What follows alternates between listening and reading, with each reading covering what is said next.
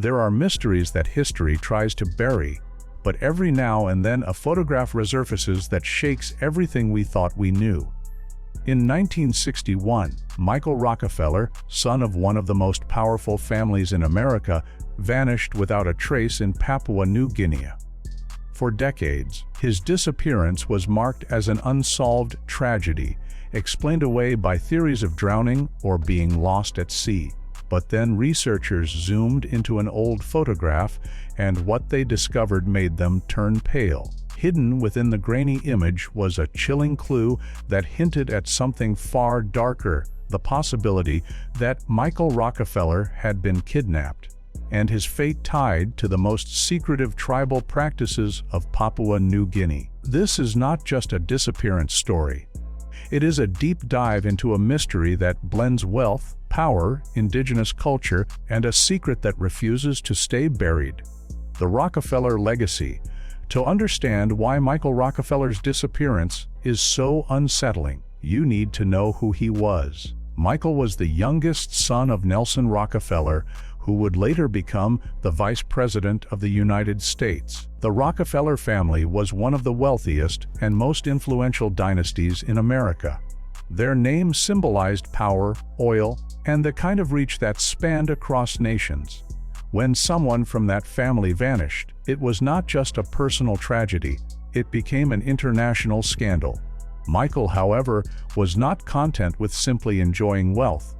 He was an adventurer, an art collector, and someone who wanted to connect with cultures untouched by modern civilization. This desire to seek the unknown is what eventually led him to Papua New Guinea. His disappearance shocked the world because it reminded people that even immense wealth and status cannot protect against the raw dangers of the world. Michael's fascination with tribal art. Michael had developed a deep fascination with primitive art, especially the cultural objects of indigenous tribes. During his travels, he became interested in the Asmat people, an isolated tribe living in the swamps of southwestern Papua New Guinea. The Asmat were known for their wood carvings, spiritual rituals, and a complex social structure tied to warfare and ancestor worship. Michael, at only 23 years old, was working with Harvard's Peabody Museum to collect tribal artifacts. For him, this was not just an expedition, it was a calling. He believed that the art of these tribes held profound meaning, representing a world untouched by industrialization. But this passion also brought him into dangerous territory. He was stepping into regions where outsiders were not welcome, and where the traditional practices of the Asmat people included something the Western world struggled to comprehend: ritualistic headhunting and cannibalism. The Fateful Expedition. In October 1961, Michael Rockefeller set out on an expedition to collect Asmat art along with Dutch anthropologist René Wassing. The trip took them into extremely remote areas, using a small boat to navigate through swamps and rough waters. On November 17, their boat capsized in the Arafura Sea near the village of Otjanip. Michael and René were left stranded in the middle of the ocean, clinging to the overturned boat. After a night adrift, Michael made a daring decision. He believed he could swim the several miles to shore. His words to René were chilling: "I think I can make it." He stripped down and began swimming toward the land, carrying only 2 empty fuel cans as flotation devices. That was the last time anyone officially saw him alive. René was later rescued, but Michael vanished into history. The official story, the official reports declared Michael Rockefeller drowned.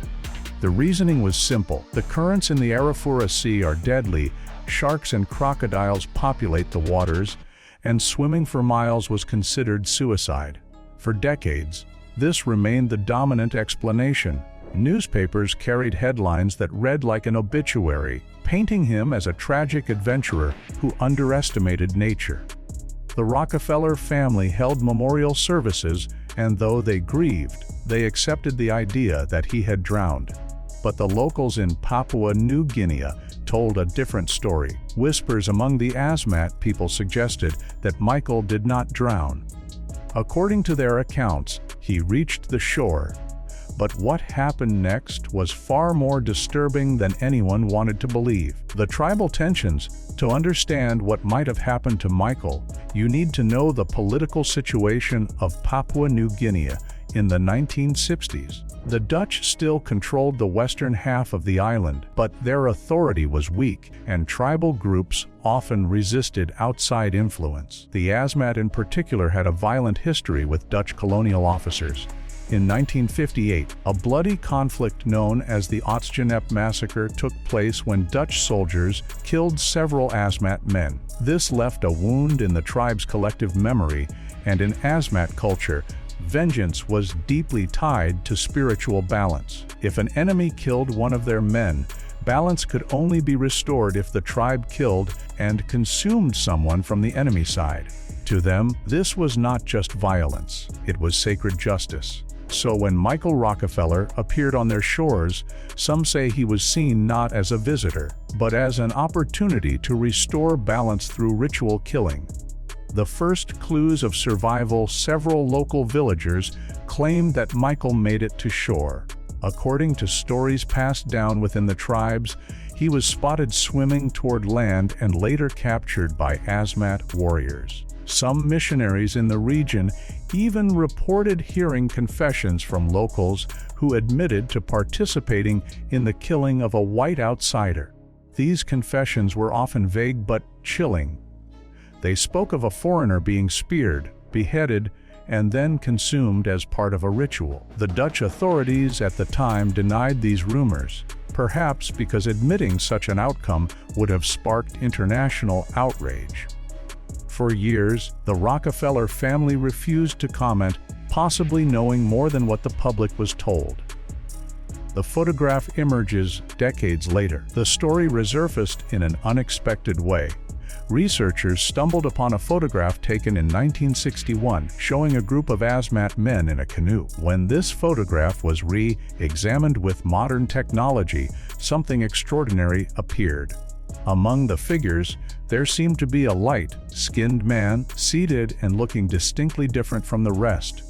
His facial structure and posture stood out. Scholars began to wonder, could this have been Michael Rockefeller, captured and taken as a prisoner by the Asmat?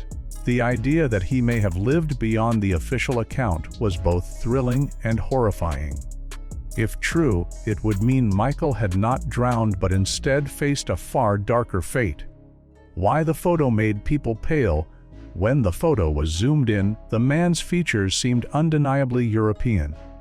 His skin was lighter, his hair straighter, and his body did not bear the tattoos or ornaments common to the Asmat.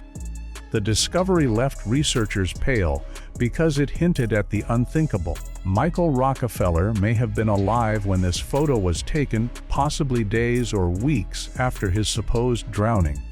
The man in the canoe looked subdued, as if surrounded by captors. If this truly was Michael, it meant the world had been fed a cover-up, and the Rockefeller disappearance was not a drowning at all, but an abduction. The chilling realization raised more questions than answers. Why had this evidence been buried?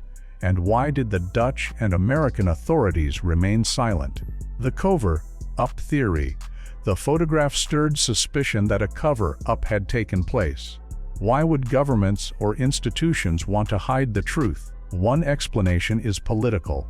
In the early 1960s, the Dutch were desperately trying to hold on to their colony of Western New Guinea, while Indonesia was pressing to annex it. If news had spread that a prominent American had been killed and possibly eaten by a local tribe, it would have been a diplomatic disaster. It would show the world that Dutch control over the region was weak, and that the Asmat tribes were still beyond colonial influence. On top of that, the Rockefeller family had global influence. Acknowledging that their son had been taken and possibly killed by the Asmat would not only damage Dutch authority, but also stain the image of one of America's most powerful dynasties.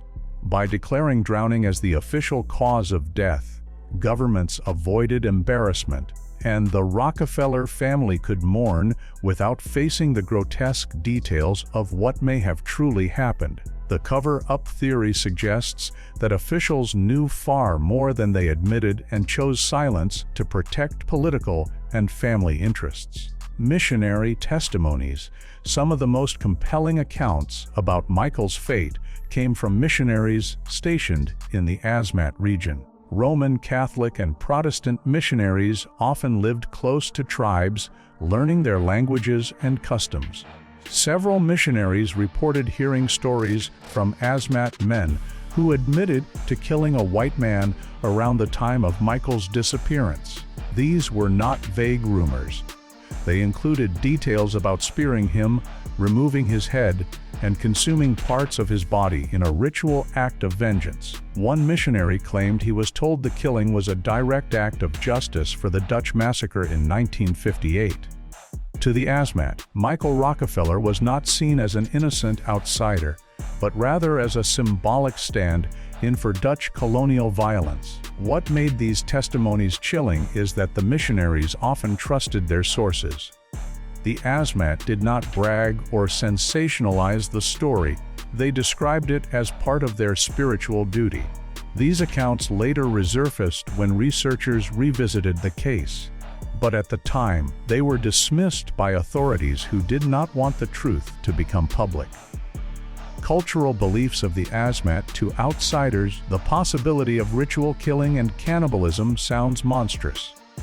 But within the Asmat worldview, it was sacred and necessary. The Asmat believed that the souls of their dead could not rest until balance was restored.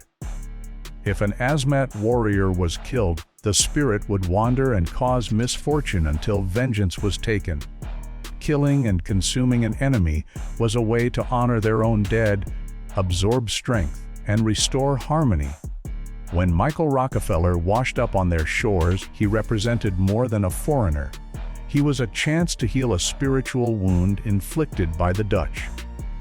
This cultural context is essential because it shows that if Michael was killed, it was not out of malice or cruelty in the way Westerners imagine, but out of deep spiritual obligation. For the Asmat, his death would have been a ritual necessity, not an act of savagery. Understanding this helps explain why the tribe may have taken him and why his fate was concealed within their traditions. Alternative theories. Despite the compelling evidence, not everyone agrees with the kidnapping theory. Some researchers maintain that Michael did drown, pointing to the treacherous waters, crocodiles, and exhaustion as likely killers. They argue that the photograph could simply show another tribe member whose features appeared different in the grainy image. Skeptics also question the missionary testimonies, suggesting that local people may have exaggerated or invented stories to impress outsiders. Another theory is that Michael may have reached land but died later of starvation, illness, or an animal attack. Supporters of this idea believe that no cover-up was necessary. His death was simply tragic and inevitable. But what makes the Rockefeller case unique is the sheer volume of conflicting evidence. For every theory that explains his drowning, there is a story or photograph suggesting he survived, at least temporarily. It is this clash of narratives that keeps the mystery alive more than 60 years later. Point 30. Carl Hoffman's investigation. In 2014, journalist Carl Hoffman reignited interest in the Rockefeller case with his book Savage Harvest. Hoffman spent years traveling through Papua New Guinea, speaking with tribal elders, missionaries, and local historians. What he uncovered was chilling. Many elders confirmed that Michael had indeed made it to shore and was killed by the Asmat. Hoffman even traced oral traditions that mentioned a foreigner's death during that exact period. His research added credibility to the idea that Michael did not drown. However, Hoffman also noted the silence and secrecy that surrounded the story. Elders were reluctant to speak openly, as if protecting a cultural secret. His book painted a picture of two worlds colliding: the powerful Rockefeller family representing the industrialized West, and the Asmat representing a culture where spiritual balance mattered more than Western law. Hoffman's investigation suggested that the truth was always there, hidden in plain sight, waiting for someone to listen carefully enough. The Rockefeller family's silence. One of the most intriguing aspects of this mystery is how the Rockefeller family handled it. Publicly, they accepted the drowning explanation and held memorials. Privately, however, they may have known more.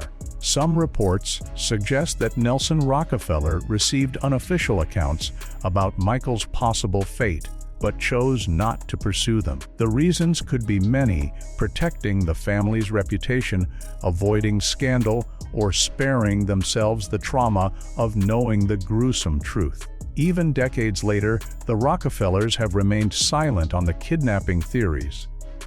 This silence only deepens the mystery. Was it a dignified choice to let the matter rest? Or was it an intentional effort to keep the truth hidden?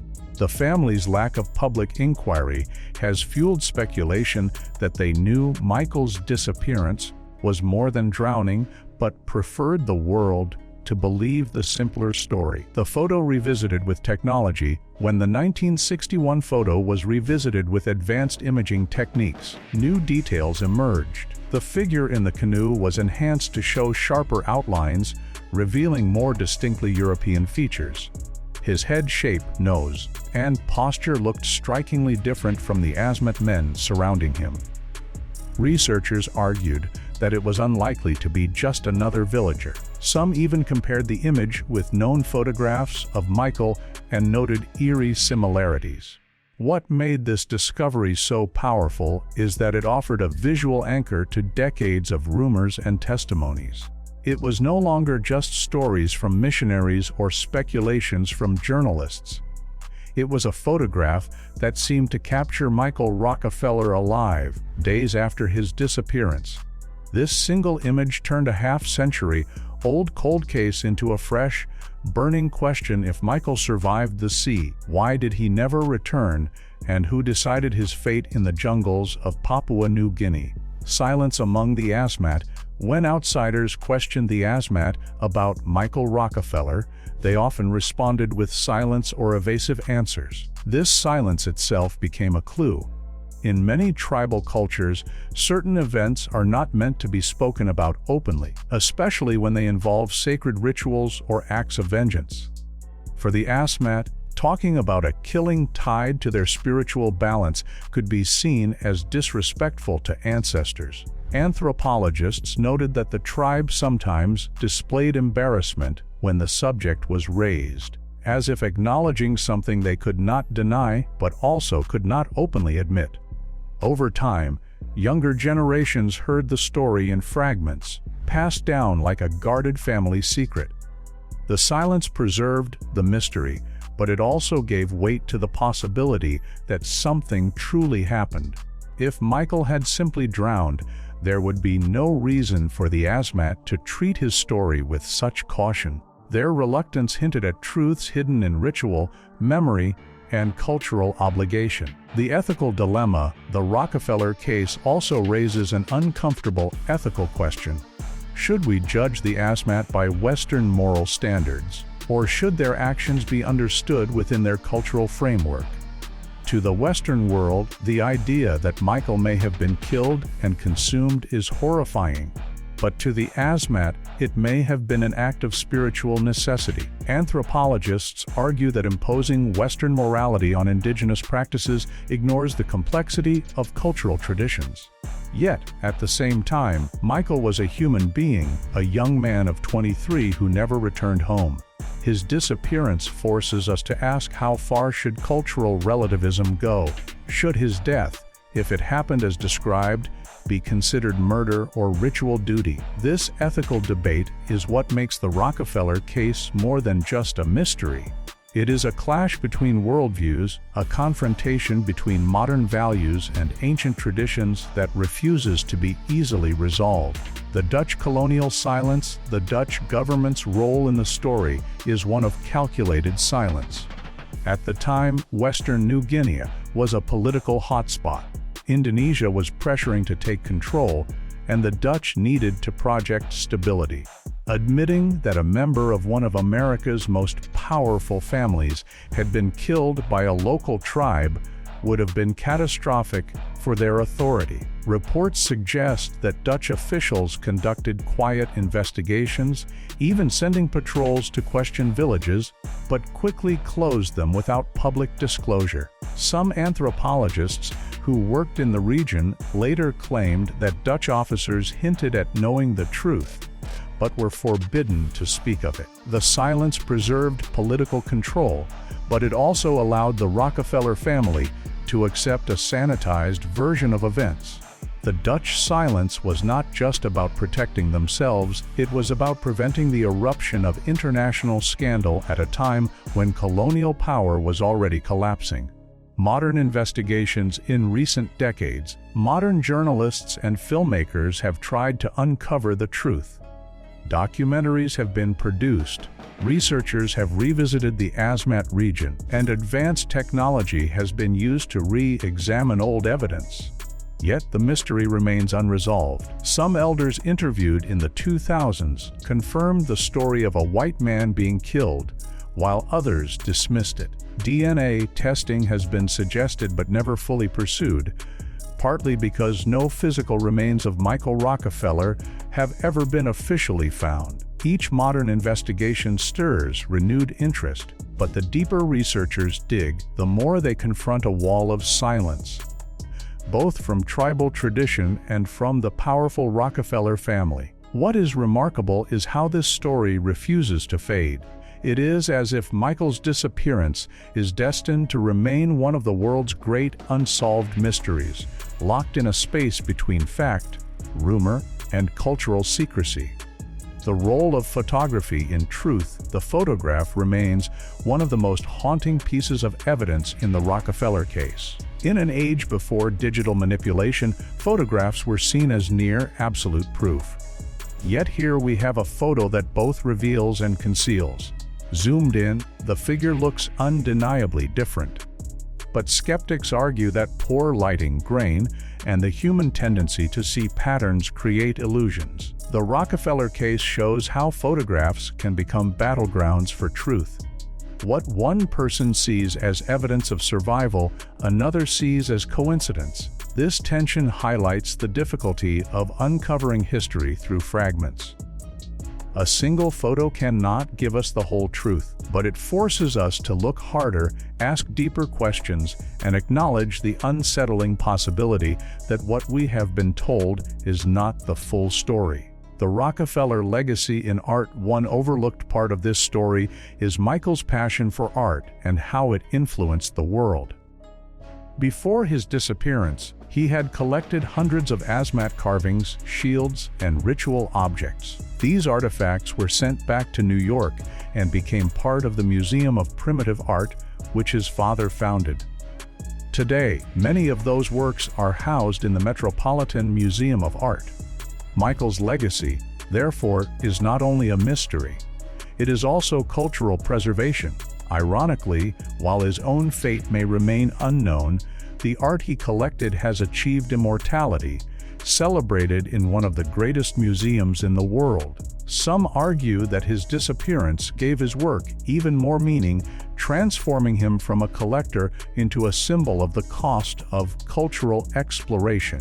The very artifacts he risked his life to find now tell part of his story, silently displayed thousands of miles away from the swamps where he vanished. The fascination with cannibalism, the Rockefeller case endures in public imagination partly because of its association with cannibalism.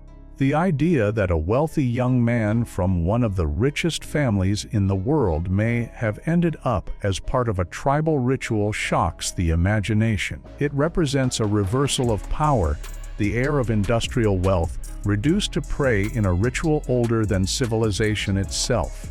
Anthropologists warn against sensationalizing cannibalism, yet it is undeniable that the rumor draws endless attention to the story. Cannibalism embodies the ultimate taboo, and when linked to someone as famous as Michael Rockefeller, It creates a narrative almost too unbelievable to ignore.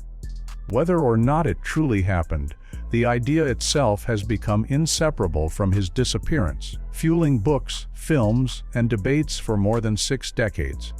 A symbol of human vulnerability at its heart, the disappearance of Michael Rockefeller is not just about politics, culture, or cannibalism. It is about human vulnerability. Here was a man with every advantage: wealth, education, connections, and resources. Yet in the face of the raw, untamed wilderness of Papua New Guinea, all those advantages meant nothing. His story is a reminder that nature and culture can humble even the most powerful. It is also a reminder that adventure comes with risk, and sometimes the pursuit of discovery leads to a place from which there is no return. Michael Rockefeller's fate symbolizes how fragile human life is, how quickly fortune can turn, and how mysteries can endure long after a man is gone. The enduring mystery: more than 60 years after his disappearance, Michael Rockefeller's fate remains unsolved. Was he drowned in the sea, consumed by crocodiles, or taken by the Asmat and killed in a ritual act of vengeance? Did the photograph capture his last days, or was it simply a case of mistaken identity? These questions continue to haunt historians, journalists, and the curious public. The enduring power of this story lies not in the certainty of answers, but in the persistence of the unknown. Every time the case resurfaces, it forces us to confront the limits of knowledge, the collision of cultures, and the secrets that history refuses to give up. Perhaps that is why the story of Michael Rockefeller still matters today. It is not only about a missing man. It is about the mysteries that remind us how much of the world remains beyond our understanding. The clash of modernity and tradition. The disappearance of Michael Rockefeller highlights one of the most profound themes in human history: the clash between modernity and tradition. On one side, there was Michael, a young man shaped by modern education, wealth, and the values of exploration and collection. On the other side, there was the Asmat, a people who had preserved their traditions for generations, untouched by Western industrialization. When these two worlds collided, the result was not harmony but tragedy. Michael sought to understand and preserve the Asmat's art, but he underestimated the cultural weight of their history and the spiritual rules that guided their lives. For the Asmat, Michael's arrival may have carried a meaning that he could not comprehend, a symbolic opportunity to restore balance after colonial violence. This clash was not about good versus evil,